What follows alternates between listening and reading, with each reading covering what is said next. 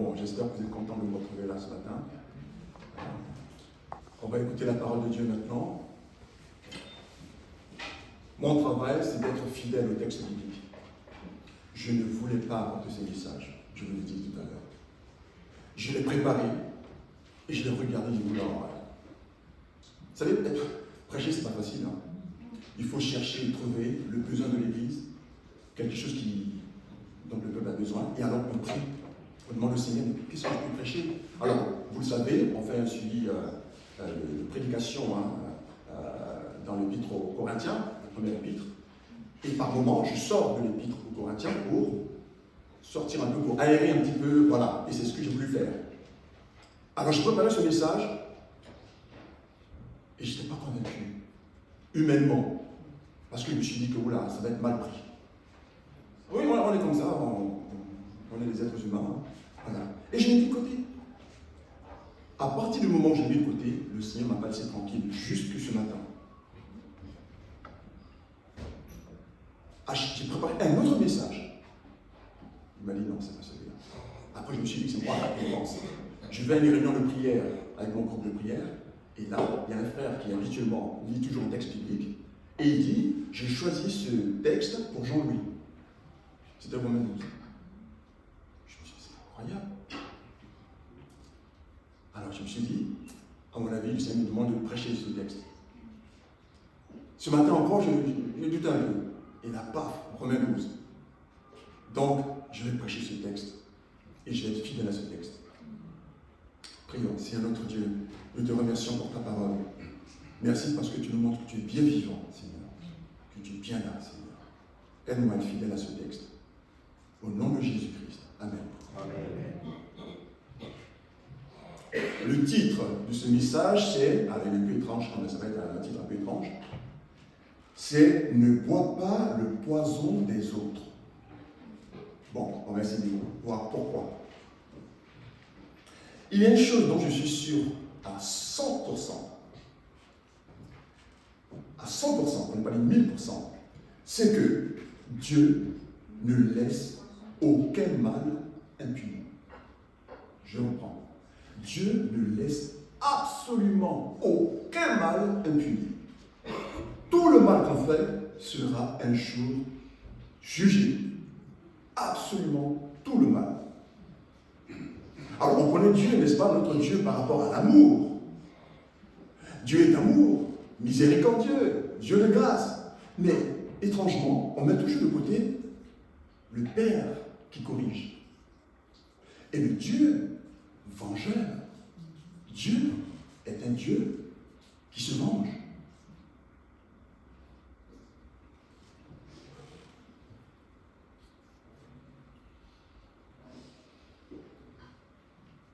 Vous avez vécu des trahisons dans votre vie.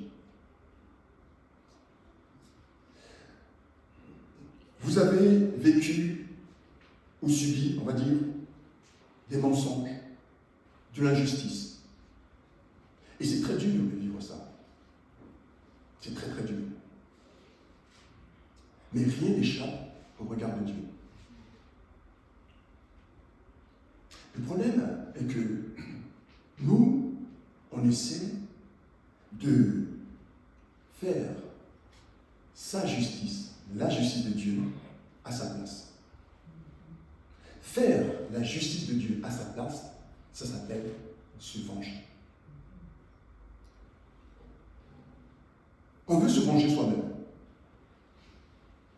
En agissant de la sorte, on risque de faire encore plus de mal. Parce qu'on va agir sous le coup de la colère et surtout parce qu'on ne sait pas tout. Romains chapitre 12, versets 19 à 21, ça sera notre texte de ce matin. Romains chapitre 12, versets 19 à 21. Ne vous vengez point vous-même, bien-aimés, mais laissez agir la colère, sous-entendant la colère de Dieu. Car il est écrit, à moi la vengeance, à moi la rétribution, dit le Seigneur. Mais si ton ennemi a faim, donne-lui à manger. S'il a soif, donne-lui à boire. Car en agissant ainsi, ce sont des charbons ardents que tu amasseras sur sa tête. Ne te laisse pas vaincre par le mal, mais surmonte le mal par le bien. Frères et sœurs, je vous en supplie, je le demande de tout mon cœur, laissons Dieu nous défendre lui-même. Laissons Dieu nous défendre lui-même. Ne cherchons pas à le faire nous-mêmes. Ce texte va nous donner 3 conseils. Nous avons ici 3 conseils bibliques basés sur la parole de Dieu pour savoir comment laisser Dieu nous défendre lui-même. Le premier conseil, il se trouve au verset 19, la première partie. Le premier conseil, c'est reconnaître que Dieu seul juge parfaitement. Dieu seul peut juger d'une affaire parfaitement. Frères et sœurs, nous devons reconnaître qu'on ne sait pas tout. Nous devons laisser le Seigneur nous défendre lui-même en reconnaissant qu'on ne sait pas tout. Le verset 19 dit, ne vous vengez point vous-même, mais bien aimés, laissez agir la colère de Dieu. On laisse Dieu nous défendre quand on accepte humblement qu'on n'est pas assez intelligent pour être le juge. Laisser agir la colère de Dieu, ça veut dire retire-toi du dossier. Arrête de vouloir juger le Père céleste en pensant que tu sais mieux que lui ce qui doit arriver. On se trompe tellement souvent. J'ai vécu beaucoup de choses qui m'ont calmé. Un collègue de travail, j'ai fait des affaires à un certain moment, assez longtemps, et j'avais besoin d'une information, et j'ai écrit à ce collègue. C'était un collègue, un bon copain, on va dire. Je lui envoie le message par mail, parce qu'on communiquait par mail. Au téléphone, j'avais du mal à l'avoir, donc je lui ai envoyé un mail, et j'avais besoin de cette information-là pour avoir l'affaire, pour conclure une affaire. Je lui ai écrit, il ne répond pas. 24 heures, 2 jours, 3 jours, 1 semaine. Vous vous rendez compte, 1 semaine pour une affaire, en 1 heure, il y a plus d'affaires. Waouh! J'étais en pétard. J'essaie de le joindre sur le téléphone, pas de réaction. Quelque chose m'a dit, je ne sais pas si c'est le Seigneur, va vérifier un petit peu sur Google, voir. Je tape sur Google son nom et son prénom. Frères et sœurs, j'étais en train de me mettre en colère contre quelqu'un qui est mort.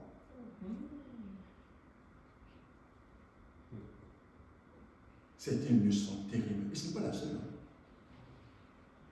J'étais en colère contre quelqu'un qui était décédé. J'ai vu qu'il était décédé.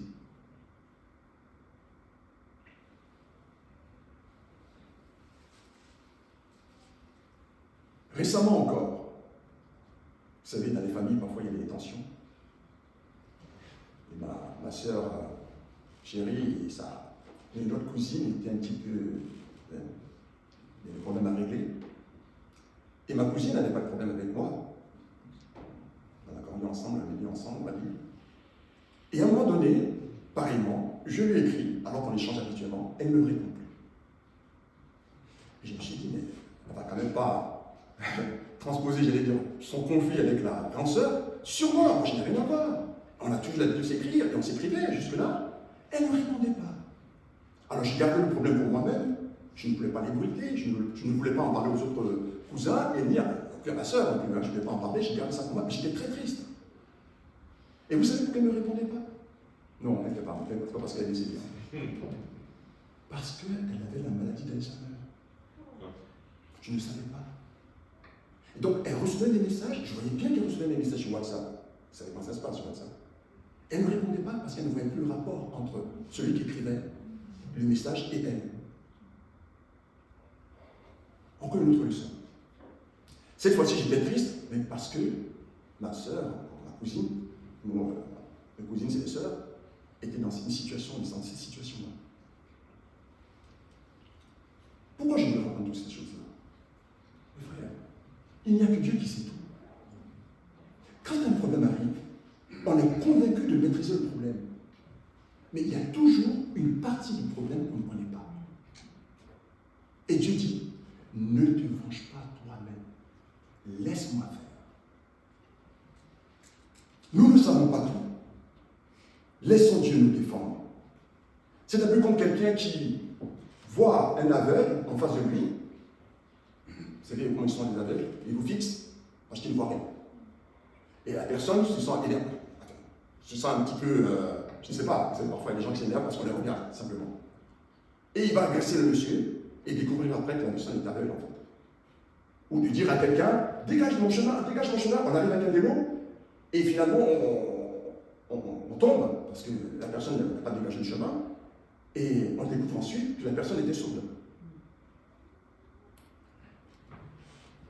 Faisons très attention. Le vrai juge, le seul juge, c'est Dieu. N'essayons pas de nous venger nous-mêmes. Alors, on peut avoir beaucoup de problèmes dans son travail, n'est-ce pas?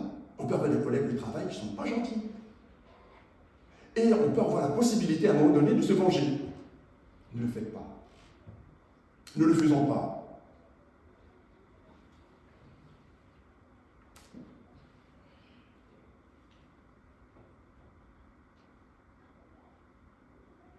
Lorsqu'on laisse Dieu s'occuper de l'affaire, c'est un moyen aussi de briser le cycle de l'amertume. Parce que quand on veut se venger, c'est qu'on a de l'amertume. On ne se venge pas comme ça. Vous savez comment ça se passe, hein? On n'endort même pas. On ressasse toujours le problème. Je connais là. Hein? Le problème, il revient à chaque fois. Et puis on pense à la personne. Et parfois même, on pense à des choses très graves. Abel et Caïn, vous vous rappelez? Ça peut aller très loin. Les prisons sont remplies de gens qui se sont vengés. Eh oui. Les asiles psychiatriques sont remplis de gens qui ont envie de se venger et qui n'ont pas pu le faire. Et qui ressassent toujours l'amertume. Les cimetières sont remplis de gens qui ont voulu se venger et ça s'est mal passé pour eux. Ça n'apporte absolument rien du tout. Ne cherchons pas à nous venger, frères et sœurs. C'est le travail de Dieu. On n'a pas tous les éléments pour faire justice nous-mêmes. C'est extrêmement grave. Donc, le premier conseil, c'est cela. C'est de prendre conscience que Dieu seul peut juger parfaitement. Deuxième conseil, j'en ai 3. Le deuxième conseil, c'est de reconnaître que la vengeance appartient à Dieu seul. Non seulement il juge parfaitement, mais c'est son domaine réservé. Car, il est dit, car nous connaissons celui qui a dit, à moi la vengeance, à moi la rétribution. C'est pour ça qu'il faut faire très attention lorsqu'on fait du mal aux autres. Quand on fait du mal à quelqu'un, on a affaire à Dieu directement. Pas à la personne à qui on fait du mal. Quand on fait du mal, on est directement en conflit avec Dieu. Dieu ne laissera absolument rien passer. À condition, bien sûr, de demander pardon.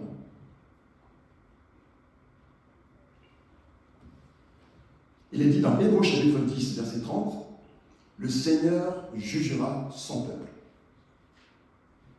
C'est Dieu qui juge. La vengeance appartient à Dieu seul. C'est son droit, on va dire son droit de propriété. C'est son domaine réservé, pas le nôtre. On laisse Dieu nous défendre quand on lui remet officiellement les clés de l'affaire par la foi. Lorsque on est dans ces situations de vengeance, vous savez que ça va jusqu'à toucher notre propre organisme. On peut en tomber malade. L'être humain est ainsi fait. Notre corps peut payer la facture de cet état d'amertume et de vengeance. Parce que l'amertume est un poison. Si tu restes suspendu au comportement des autres, ton corps va développer des vraies maladies. L'insomnie, les troubles digestifs, les ulcères, l'hypertension, l'épuisement. Ça agit sur nous parce que ce n'est pas notre ministère. Ça appartient à Dieu. On ne peut pas supporter ça. Et même, on finit par tomber dans la paranoïa lorsque on est en face de la personne détestée. Dès que la personne parle, on a l'impression qu'elle parle pour nous. Quand on arrive à ce stade, c'est attention, alerte. Ça devient dangereux. Les êtres humains, hein, on sait tous de quoi on parle. L'amertume, c'est un véritable poison. Je pense à cette amie d'enfance qui a pu se suicider il y a quelques jours, alors qu'elle a déjà le cancer. Elle a bu le javel. Pourquoi? Parce qu'elle avait marre de voir que les gens ne l'aimaient pas. Et là, ça a développé cette sorte de rancœur, je ne sais pas. Elle a voulu mettre fin à sa vie. Elle a pensé aux gens qui ne l'aiment pas, en oubliant les gens qui l'aiment. Ça, c'est une spécialité humaine, ça. On ne peut pas être aimé de tout le monde, c'est pas possible. Il faut l'accepter, hein. Tout le monde ne peut pas vous aimer. C'est pas grave. Christ vous aime.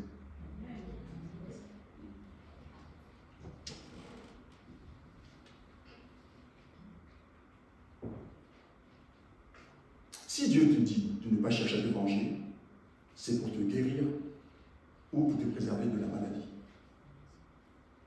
Tu ne peux pas supporter ça. C'est destructeur. Il faut lui remettre le dossier et reconnaître que tu ne sais pas tout et que tu ne peux pas juger parfaitement d'une situation. Il faut lui remettre le dossier parce que c'est son domaine. Maintenant que ce dossier est entre les mains de Dieu, comment devons-nous nous comporter sur le terrain face à nos ennemis? Ce sera le troisième conseil et le dernier de ce matin. Ça, je vous assure que quand je suis devenu chrétien, c'est quelque chose que vous verrez. Je vous le dis franchement. Le troisième conseil, reconnaître que seul le bien triomphe du mal.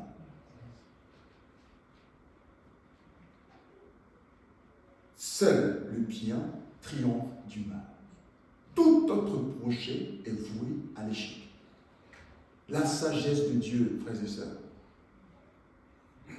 Faire le bien à quelqu'un qui vous fait du mal, c'est parfaitement utopique pour l'être humain. Et c'est même de la faiblesse pour l'être humain. Mais c'est tellement rempli de sagesse, d'intelligence, que ce matin, on va juste effleurer un petit peu. J'ai pris juste deux petites conséquences de ça. Il est dit, mais si ton ennemi a faim, donne-lui à manger. Ça n'a pas de sens. Ça n'a pas de sens. Vous demandez à une fille qui a été violée d'aller donner à manger à son violeur. Est-ce que ça a un sens pour l'être humain? Nos pensées ne sont pas les pensées de Dieu. Il le dit, il nous l'a répété plusieurs fois. Si ton ennemi a faim, donne-lui à manger. S'il a soif, donne-lui à boire. Ah, là, la suite est moins intéressante. Car, en agissant ainsi, ce sont des charbons ardents que tu amasses sur sa tête. Bon, combien d'entre nous ont pensé à l'époque qu'ils mettent les charbons ardents sur la tête de quelqu'un, c'est qu'à le brûler, quoi. Hein, des charbons ardents. Bon, là, ça commence à nous parler. Vous voyez? C'est pas ce que Dieu dit. Ça n'a absolument rien à voir. C'est même tout le contraire.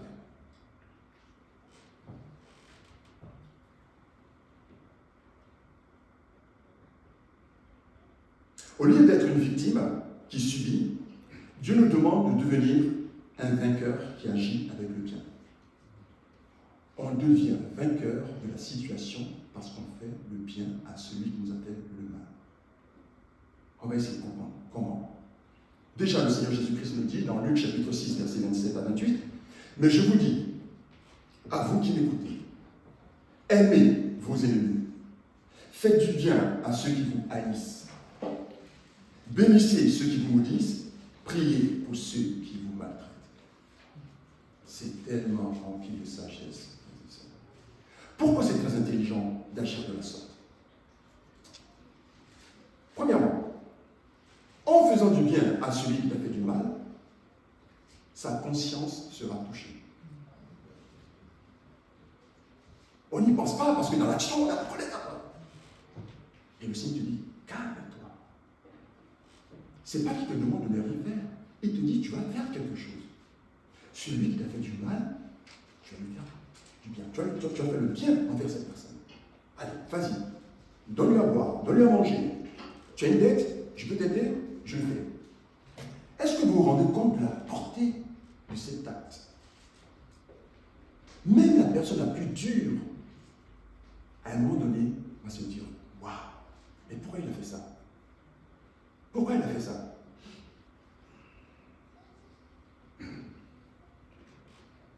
La bonté envers l'ennemi réveille sa conscience. Elle lui fait ressentir de la honte et l'amener à la repentance. Parce que l'objectif de Dieu, c'est ça, c'est la restauration. C'est comment rétablir mon frère et ma soeur. Ses pensées sont pas nos pensées. La punition, c'est lui qui s'en charge, pas nous.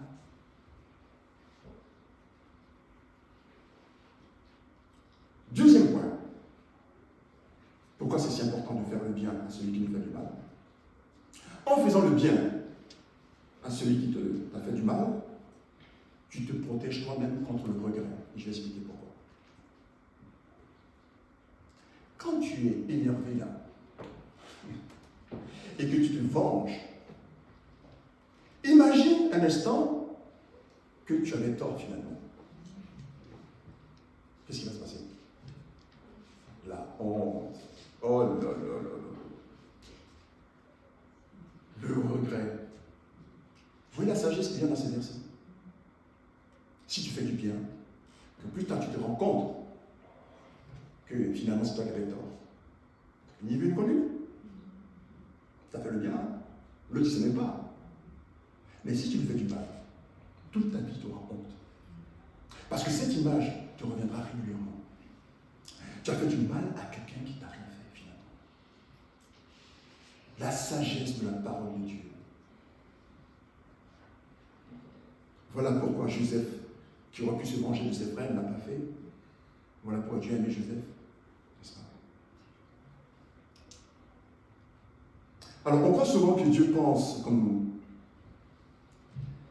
Il ne pense pas comme nous.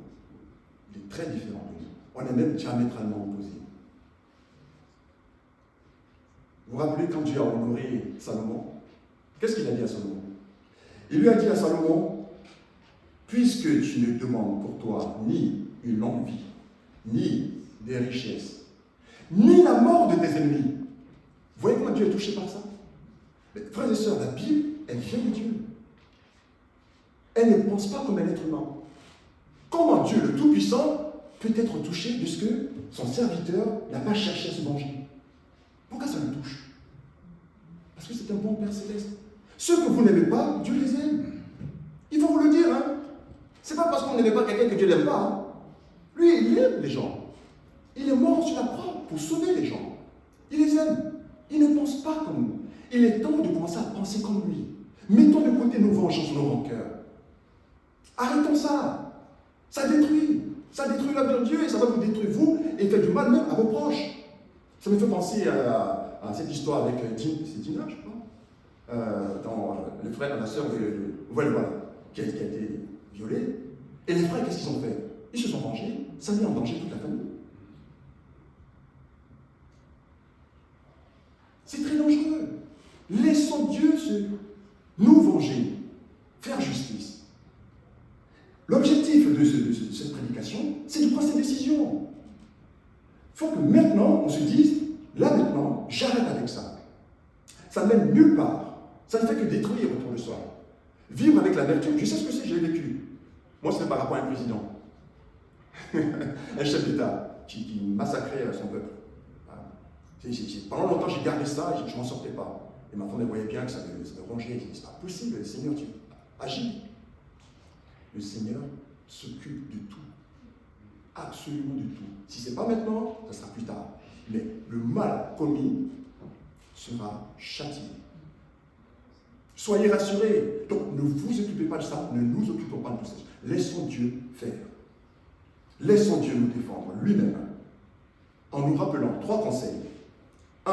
Reconnaître que Dieu seul juge parfaitement. 2. Reconnaître que la vengeance appartient à Dieu seul. 3. Reconnaître que seul le bien triomphe du mal. Tout autre projet est voué à l'échec, frères et sœurs. Alors, ne buvons pas le poison des autres. Parce que la vengeance empoisonne le cœur. Parce qu'elle transforme le mal reçu en poison intérieur. Elle détruit. Éloignons-nous de ça.